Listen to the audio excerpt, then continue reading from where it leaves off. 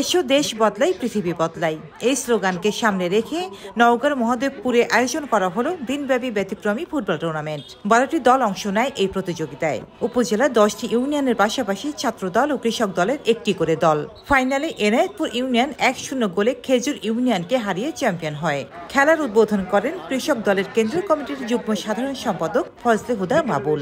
এরকম আয়োজনের মাধ্যমে তরুণদেরকে আগামী দিনে মাদক থেকে মুখ ফিরিয়ে তরুণরা যেন ক্রিয়াঙ্গনে এবং সৃষ্টিশীল কাজে, দেশ গড়ার কাজে তরুণরা এগিয়ে আসে, সেই জন্য এই আয়োজন করা হয়েছিল।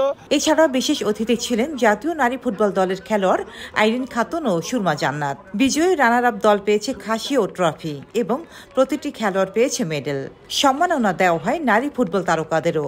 হাজারো দর্শকের উপস্থিতি প্রমাণ করেছে খেলা এখনো মানুষকে একত্র করে, গড়ে তোলে ঐক্য অনুপ্রেরণা। খেলাধুলা মানে শক্তি, ঐক্য আর পরিবর্তনের বার্তা।